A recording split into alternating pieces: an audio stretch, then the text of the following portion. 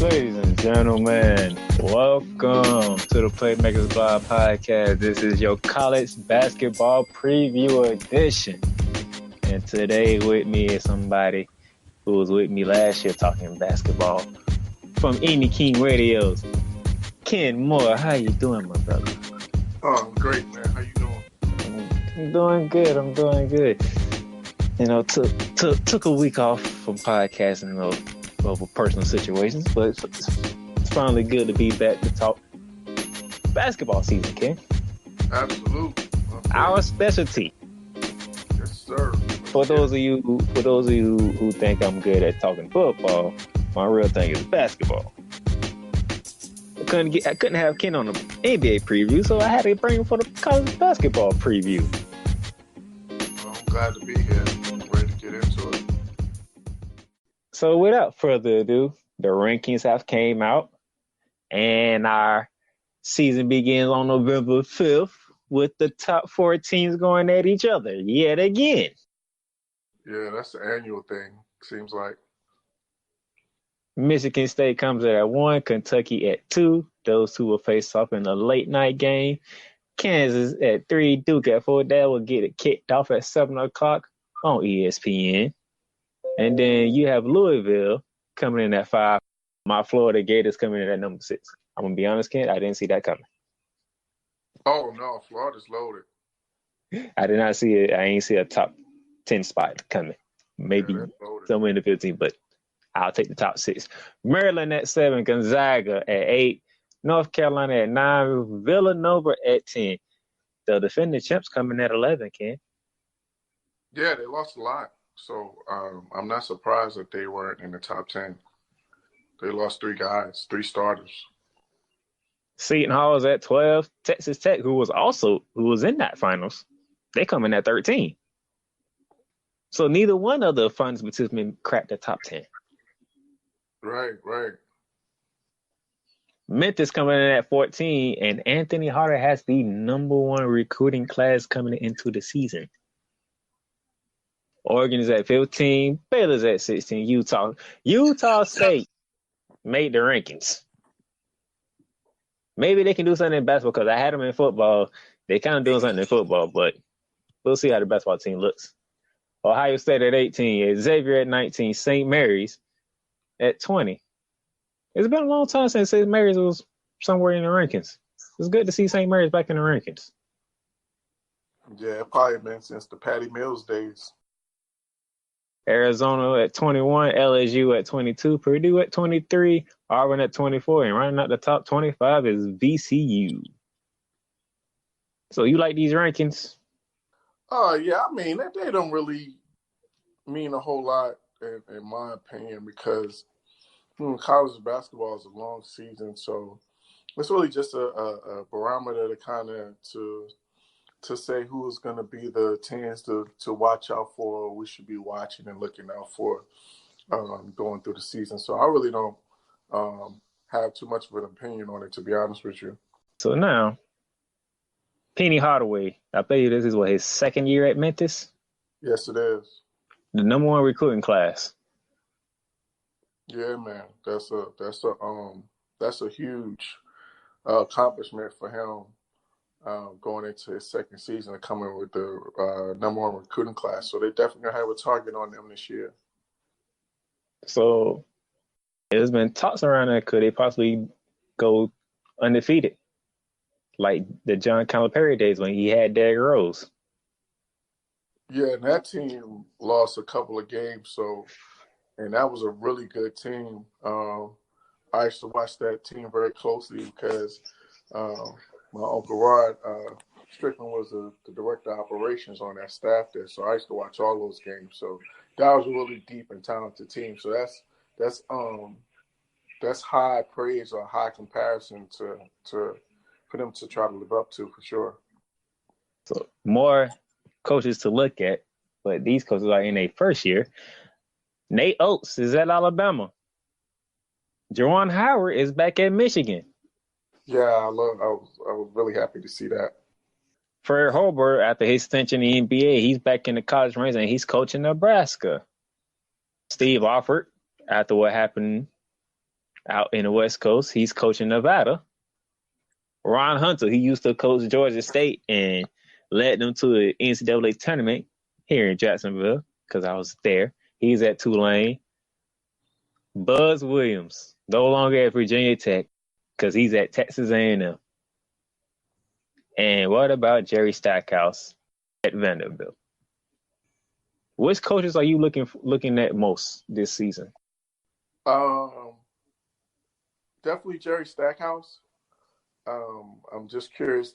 He's been a really hot name in the pro ranks for the last couple of years, and he's got some interviews for some head coaching positions in the pro ranks. So he's been a really hot candidate. So I was a little bit surprised that he went to Vanderbilt, but it's I'm going to be interested to see how he's going to do there because that's one of those schools where you gotta the academics are really high. So I'm not really sure what type of talent he's going to be able to get there because they have such high academic standards. So I'm going to be interested in that and him and also Juwan Howard. Juwan Howard is a great guy. I had a chance to get to know him a little bit. Again, when he played with my Uncle Rod in Washington with the Wizards, and him and Chris Webber. So I got to know him. Just a great guy, just a basketball dude. And he's been doing his thing on the staff there at the Heat with Coach Spo. And I'm just really excited to see if he can bring that Fab Five 2.0, see if it's even possible for him to be able to bring a Fab Five element to Michigan. So those are the two coaches for sure that I'm looking at. The last one I would kind of talk about is Nate Oates. He's another one of those hot guys that kind of made a name for himself in Buffalo. They had some really good teams over the last couple of years, and so I'm just interested to see if he can, build that program because we all know it's tough because you're in the shadow of Nick Saban and that football is king. That's a football school, and that's like never going to change.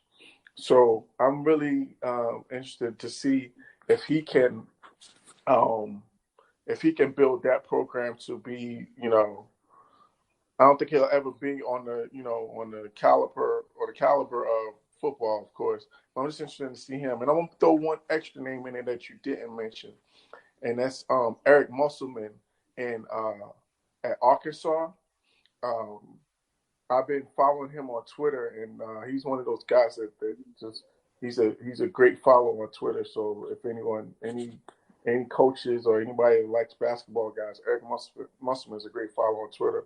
But anyway, I'm just really curious to see what he can do there at Arkansas because Arkansas is one of those to me, it's kind of one of those sleeping giants. Because back in the Nolan Richardson days, the 40 Minutes of Hell days, that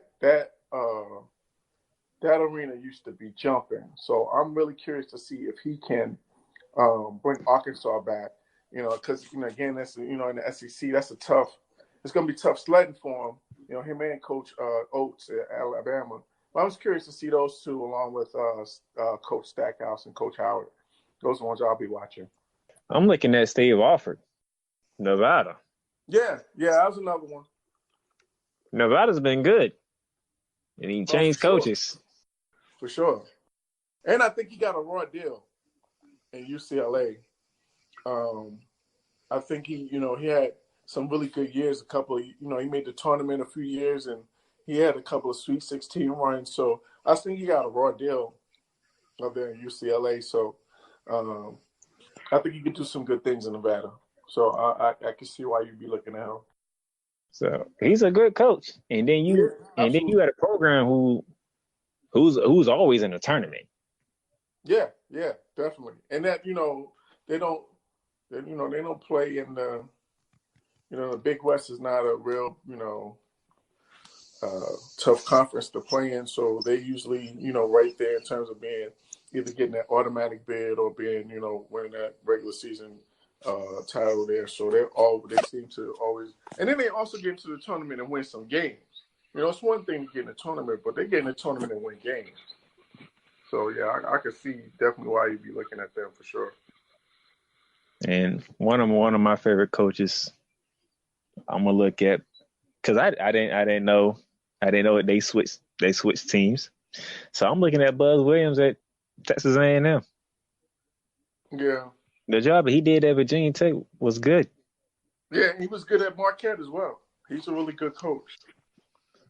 I want to see how Texas A&M gonna look in the years to come now. Yeah, but I think he's gonna have kind of that same deal as Nate Oates and being at a football school. Texas A&M is another one of those football schools, so it's gonna he's gonna have his hands full trying to build up that program.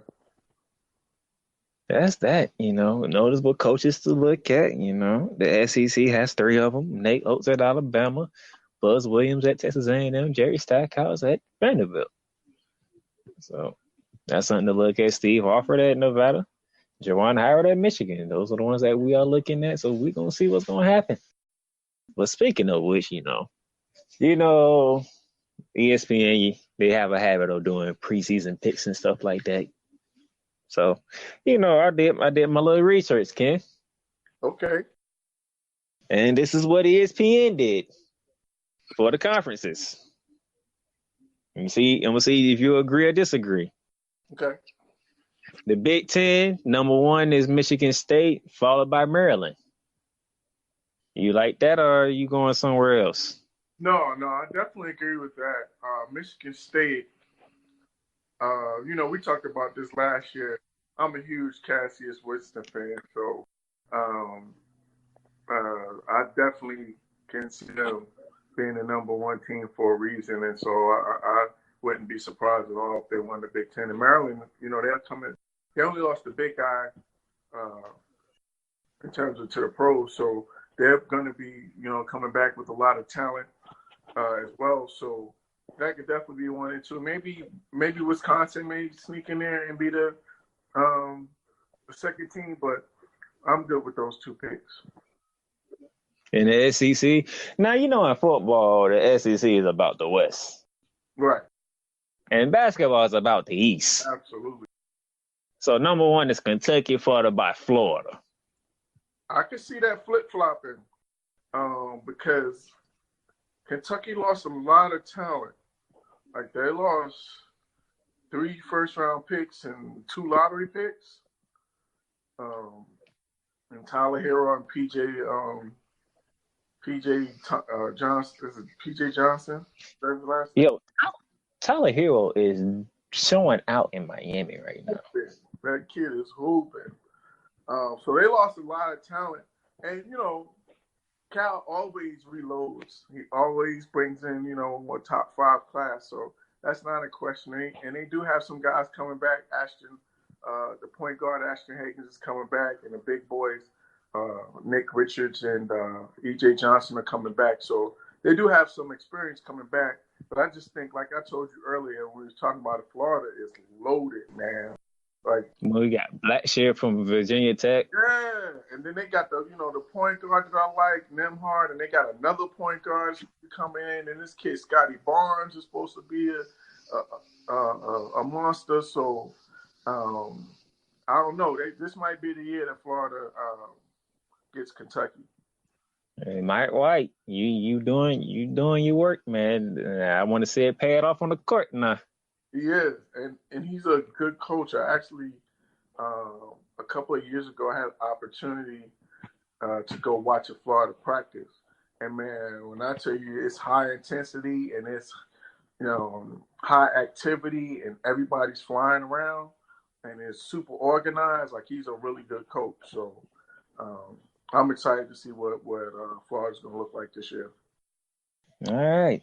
So Ken saying flip-flopping, Florida, Kentucky. Yeah, I'm gonna go with a slight upset there. I love it. Finally over Kentucky. All right, Big 12, Kansas and Baylor. Yeah, Kansas runs that. That's like not even worth talking about. What is like 12, 13 in a row? No, that ended when Texas Tech won it. Oh, that's right. That's right. But I'm saying before that, it was like 12 in a row. It was like 12 in a row. But yeah, Kansas is they lost a few pieces, but they got a couple pieces coming back. They got the big boy Azubuike. Hopefully, he can stay healthy this year. And they got Dotson coming back, and so they got the inside and outside thing going on. So I really don't know a whole lot about Baylor, so I'm kind of going really off of what I know about Kansas more so than Baylor. And then there's their track record, so I wouldn't pick against Kansas. They got Texas Tech coming in 3 in the Big 12. Yeah, because they lost their lottery pick, and they didn't really have a whole lot of talent. They were more the sum of their parts. So I'm not really surprised if they have them third. So that's that. The ACC, they got Louisville 1 and Duke 2, UNC 3. Yeah, that's interesting because I was just reading about Louisville and the talent that they got coming in. But I'm really one of the teams I'm going to be watching this year is UNC because I'm a big Cole Anthony fan. So I want to see how he integrates himself into Roy Williams' system. And I think it's going to be tailor-made for him. I think he'll have a similar impact to Kobe White because he can get up and down. He's super athletic. And I just think that he's going to have a real big year this year. So I'm going to put North Carolina over Duke this year, but I'll keep it. I'll put North Carolina 2, but I won't change the 1. So you were saying Louisville 1, North Carolina 2, and Duke 3. Yeah. I'm interested in seeing this Louisville team because for ESPN to put them over North Carolina, they must got some real talent over there now. Yeah, and then you got to think about it, man. Duke lost a lot. Like you got the number 1 and the number 3 pick in last year's draft that they lost, and that was probably about 60% to 70% of their scoring, and those two guys, and of course they're like Kentucky that they always reload in terms of talent, and I know they have a top 5 class coming in, but it's hard. Like it's really hard to win with freshmen. So, and the guys that they got coming back weren't really like the Laurier, I can't pronounce the name, and Trey Jones. Trey Jones still needs to get a jump shot, so hopefully he's been working on that over the summer.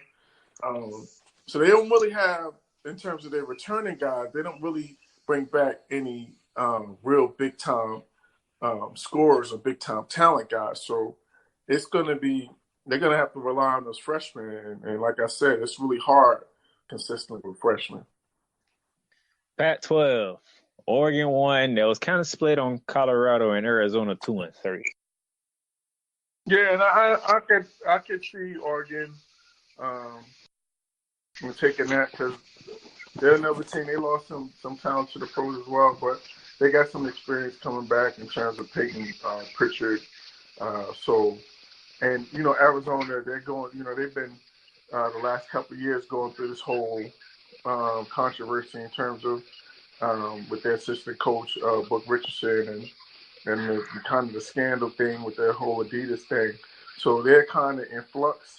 So I could definitely see Oregon winning it. What about Colorado? To be honest, I haven't seen one Colorado game, so I could not tell you how good they are. So I did see Arizona a couple of times last year, and I saw Oregon in the tournament last year against Wisconsin. So I like their team, and I like the way they get up and down. So that's really what I'm going on. I really don't have any. I can't really speak to Colorado, to be honest. All right. The Big East has Villanova 1 and Seton Hall 2. I'm going to flip that. I really like Seton Hall. That kid, Miles Powell, that dude can flat out score the ball. I was watching last year the game that against Kentucky, and that dude just went berserk on them. And he's one of those guys that can just flat out fill it up, and he can flat out shoot the ball. They were down here last year for the regionals of the NCAA tournament. I got to watch them practice, and when I tell you, Miles Powell put on a shooting exhibition. Like, I think he might have missed, like, maybe in that hour workout, he may have missed 2 shots the whole time. So He said, "Flip it." Seton Hall 1, Nova 2. Over 2. And again, they're coming off a down year, too. And they lost a couple of guys to graduation, the guys that are playing in the league right now, too. So I just think Seton Hall has a little more experience and a little more talent coming back. All right. And lastly, of the big known conferences in basketball, the American Conference. Memphis 1, Cincinnati 2. They got UCF all the way down to 10. Yeah, because, they lost a lot of talent, too. Tacos is in the pros, and Dawkins, I believe he graduated as well, if I'm not mistaken. So they lost a lot of talent. So I can see why they would think they would be down. But yeah, Memphis, again, we talked about Memphis earlier. They're gonna have to rely on freshmen. So I don't think they're gonna be kind of inconsistent. I think they'll get better as the year goes on, and those freshmen get more acclimated and get more experience. I'll give Memphis the benefit of the doubt for this one, and go with ESPN and say they're winning. Because Cincinnati, they lost their coach. He went out to UCLA, so they're kind of in flux as well. So they're gonna have to have a whole new system and a whole new style of play. So I'm gonna go with Memphis. All right. He's got that. Mid-majors, you didn't know they got VCU winning the A-10, Harvard winning the Ivy League, Mm-hmm. Bowling Green winning the MAC. They ain't make a pick for the Missouri Valley. Mountain West, Utah State. They got East Tennessee State for the South Conference, and of course Gonzaga for the West Coast, because it's Gonzaga. My question is for the mid-majors. Do you feel St. Mary's is coming back? All right, that's another team I haven't seen play, so I can't really speak to their talent level. But of course they have to battle Gonzaga, number one. So they're probably gonna have to get an at-large bid if they're going to get into the tournament. So I guess it's possible. The good thing about mid-major teams is that the advantage that they have is that their teams have years in which they can gel together, because you're not going to have the one-and-done guys. You're not going to have the early entry guys. So you're able to build a team that's able to, create chemistry and create continuity over, 2, 3, and 4 year periods. So, if they've accumulated the talent and they've been together and have the experience, then, why not? I'm going to say this. Whoever comes out of the Missouri Valley Conference that made the tournament, watch out. They are known for catching one of them upsets in the first round. Oh, for sure. Whether it's Bradley, Northern Iowa, I'm pretty sure we ain't forget those games with Northern Iowa. So whoever comes out, the Missouri Valley Conference is the one to look at. For all the mid-majors who want to try to look at upsets, that's the conference to look at. Now, before we dive into the full week of games, I want to get your thoughts on this fair play to play thing that's going around now. That started out with California and Florida, New York, and now the NCAA. They decided to finally come together and try to regulate this now. So what are your thoughts on players being able to make money, to make some type of living off their names now? Oh, I'm all for it. I think it's long overdue. the NCAA is a $1 billion industry. Like literally, they have a $1 billion TV contract for the NCAA tournament, and I think it's almost criminal that the fact that these, the schools are making so much money off of these kids, and they're not able to see anything for it. I had said some time back, me and my cousin Will was talking about it on his podcast, and that was one of the things I was talking about. Like, why can't they, like Kyrie has or he had a Duke edition of his sneakers. So if he had that while he was in school, he could, that's something that he could make money off of. And they used to sell it. They used to sell the jerseys. They would sell the jerseys with the kids' numbers, but they wouldn't put their names on the back. So you clearly was making money off these kids and not allowing them to be able to reap the benefits from it. So I'm glad that it's happening. And like I said, it's long overdue, and it's something that should have been done years ago. Because thank God for Ed O'Bannon, he kind of got the ball rolling, with the whole video game thing. Because they've been taking advantage of these kids for far too long, and there's no reason why they shouldn't be able to make money off their likeness, their name, their image. So, like I said, I'm all for it, man.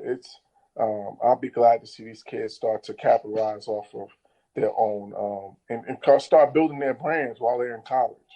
I'm all for it. Yeah, it's about time. I ain't gonna dive into $1 million we dove into when we did college football, so I'm not gonna go over all of it.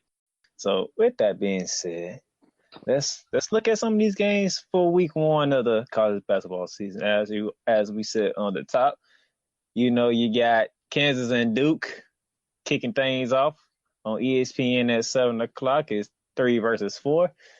Who you like, Kansas or Duke? I'm gonna go with Kansas. Like I talked about earlier, they have a little more experience in terms of dots and Big Udoka in terms of inside and outside, and that's gonna be the first time those freshmen are gonna be on a big stage. So I'm gonna go with the experience of Kansas and say that they're going to win the game. All right. The nightcap after that, 1 and 2, Kentucky and Michigan State. Yeah, I'm to say it again. Go again with the experience. My guy Cassius Winston. Um, uh, I just think he's probably the premier guard in the country now, and so I just think this is going to be him making an opening statement to let the country know that he's that guy, and I think they're going to win. And again, Kentucky, the freshman, is going to be their first time playing on that big stage. So I just think Michigan, and especially their rough and rugged style, sometimes that takes for freshmen, that takes some getting used to be, go from playing against high school kids to be playing against, 19, 20, 21, 22-year-olds. And so I think that between the physicality and the experience of Michigan State, I think they beat Kentucky. All right. The other games on that would be Louisville and Miami, Virginia Tech, and Clemson. So the ACC is getting it jumping and rolling night 1. Oh, wow. Okay. Let's go to November 6th. You're an Irish fan, and your Irish is first up against North Carolina.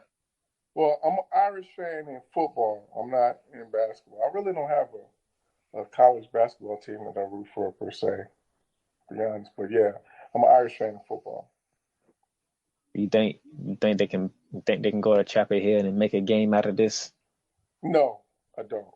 I think that's going to be um, uh, Cole Anthony is coming out partying his first time playing on the home floor. So I just think he's going to want to try to put on the show as well. So I think it'll be close. I don't think it's going to be a blowout, but I think they'll win by maybe it'd be like a 3-possession game, so they win by like 8 or 9 points or something like that. Yeah, I think North Carolina wins. The battle for Ohio. Cincinnati is going to Ohio State. Oh, that should be an interesting game. I saw Ohio State is. I think they got them top 15 this year, so they do got some talent coming back, and They did make a tournament. They did make the tournament last year, if I remember correctly. And like I said earlier, Cincinnati, they lost Mick Cronin to UCLA. So, they got a whole new, they got to kind of have a whole new thing going on and trying to, reestablish and start a new culture there. So I'm going to go with Ohio State to win the Battle of Ohio. All right, he's picking Ohio State. The defending champs, the Cavaliers of Virginia, they going to the Carrier Dome to take on Syracuse. That's gonna be I can see that being an ugly game because you got the pack line defense of Virginia versus the zone defense of Syracuse.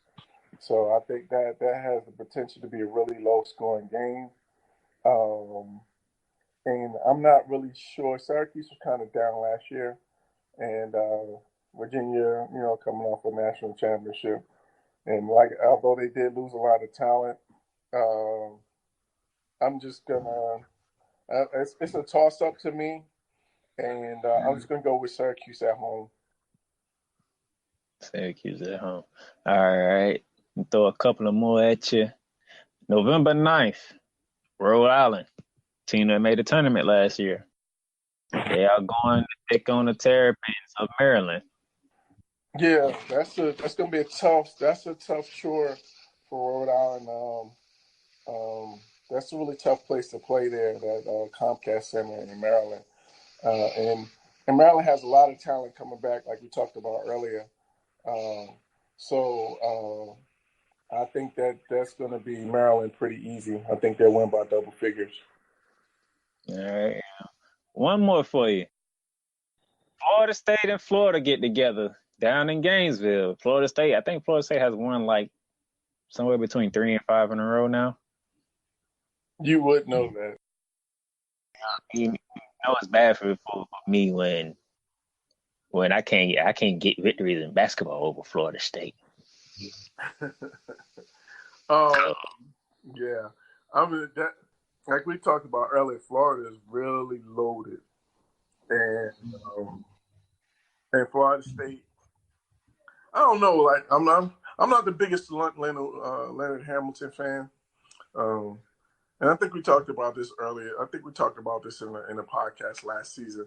Is that they always seem to, they'll have a good record, but then they always lose any of those statement games or games where they can, kind of to make some noise on the national scene. They always seem to come up short in those games. So I don't think this game is going to be any different. And I think Florida is looking to really to make a statement that they are not only are they the one of the top teams in the country, but they are a premier team in the state of Florida. So I think they prevail against Florida State. I know right now Florida State fans, they need something because the football team. Yeah,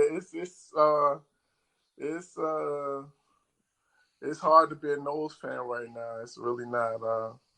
Things are not really looking up right now down there in Tallahassee. Hey, that's it. That's all I got for you because it's college basketball season. We're in full effect. Football, basketball, it's all here now. The best time of the year. And it's the month of November, So with that being said, let the people know where they can catch you at. Is there any key radio show? We're on pretty much any major platform you could find us on: Apple Podcasts, Google Podcasts, Spotify, Stitcher. You can even find the pod on Alexa. So anywhere, wherever you listen to your podcast, iHeartRadio, all those you can find the show there. And we got a couple episodes with Darnell on there. We did a football episode, and then we did we talked about his book on the date night episode. So yeah, go check it out. Appreciate the chance to plug it. Hey, speaking of that book, we're doing a giveaway. Yeah, I shared it on my social media. Go check it out. So for those of you football fans, who have been keeping up with our group of our top 5 lists. We want y'all to send us your top 5 lists. And whoever come close to our Week 11 top 5 list will get a free copy of my book. So that's what we got going on. We're going to be doing another giveaway soon. I ain't going to tell you what the prize going to be, but we trying to do one either between December and January. Nice. So be on the lookout for that one. But yeah, we're doing some big things here. So with that being said, Kenny Radio's Ken Moore right here. He will be back, and we're going to talk a lot of basketball as the season progresses. For sure. Looking forward to it. Well, for right now, that's all we got for you. You know your host, Darnell the Playmaker Sallins.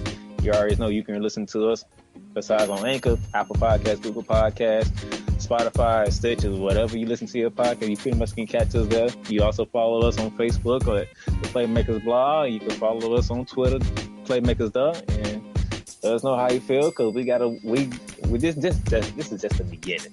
We gonna get into college football. We gonna get into NFL. We might get into wrestling. So that's how busy we is right now for this week. So with that being said, I'll holler at y'all later. Until next time.